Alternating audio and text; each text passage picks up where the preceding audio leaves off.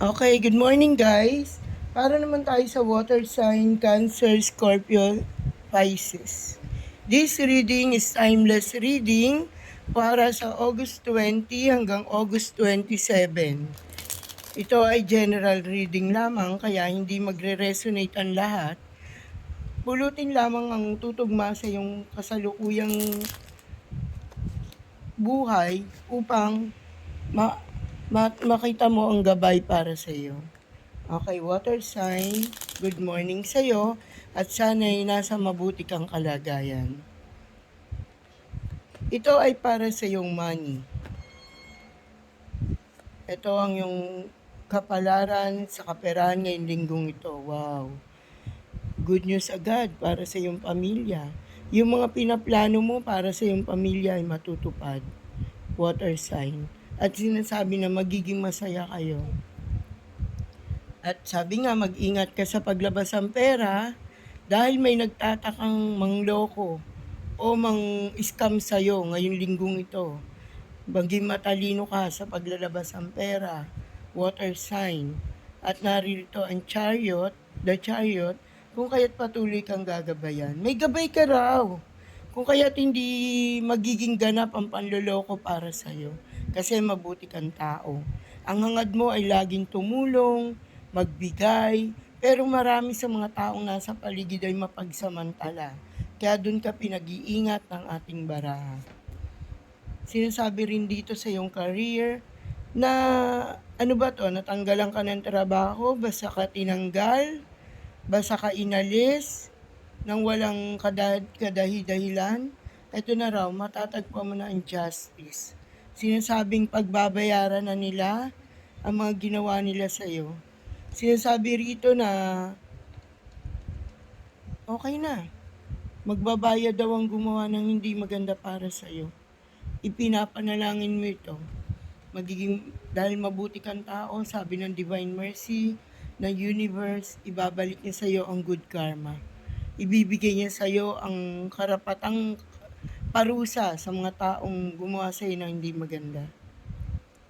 Para sa iyong minamahal, ano ba ito? Nagloko ba si partner?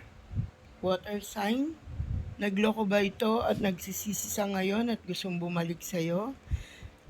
Pag naka-resonate ka, mag-comment ka sa baba at sinasabing nalukuban ka ng kalungkutan pagdating sa iyong pag-ibig at sinasabing kailangan mo rin mag-move on.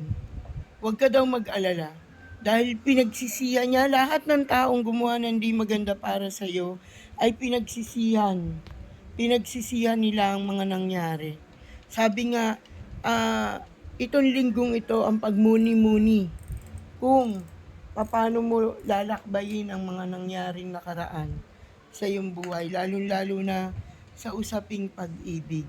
Pasensya na kayo guys ha, kasi wala pa akong table na magagamit ko. Next na reading natin, siguro maganda na yung magiging table natin para makapag-usap tayo o makapag-read tayo ng maayos. Pero sa ngayon, dahil gusto ko kayong ma-guide, magabayan, pansamantala muna, dito muna ako sa aking sopa. Ayan, sa usaping pera, sinasabi nga paulit-ulit, mag-iingat ka, lalo-lalo na sa matamis ang dila, dahil mga nagbabalak yan naman loko para sa'yo. Ano ka ba, business ba to? Or may gusto mag-partnership? Mag-iingat ka. Dahil hindi lahat ay totoo. Sa iyong career, sinasabi na dyan sa pagsisimula mo sa iyong hanap buhay ay ayan, sa panibago mo simula, the star. Nakuha mo ang the star. Sinasabi na yung nagdaan mo na ginawa nila na tinanggal ka or else na nalugi ka sa yung career, sa yung negosyo or whatever, sinasabi na ito yung magandang pagsisimula mo. Parang mananatili ka na ngayon dyan sa napili mong posisyon. Okay?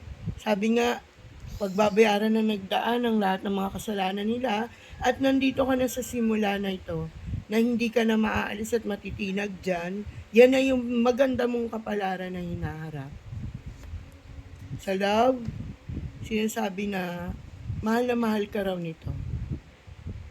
Lalong-lalo na ang inyong mga anak. Mag-iingat ka palagi dahil ang lalaki o babaeng ito ay sinasamba ka. Sinasabing ang pagmamahal sa iyo ay wagas. Sinasabi rin dito na water sign na maraming pagsubok pa ang darating pero kayang-kaya mo ito dahil mabuti kang tao. Lagi kang manalangin. Sinasabing ang panalangin ay siyang magiging sandata mo, lalo-lalo na sa usaping pampinansyal. Dahil ikaw yung tipo ng tao na kapag may nagbigay o tumulong sa'yo, ganun din ang ginagawa mo. Tama?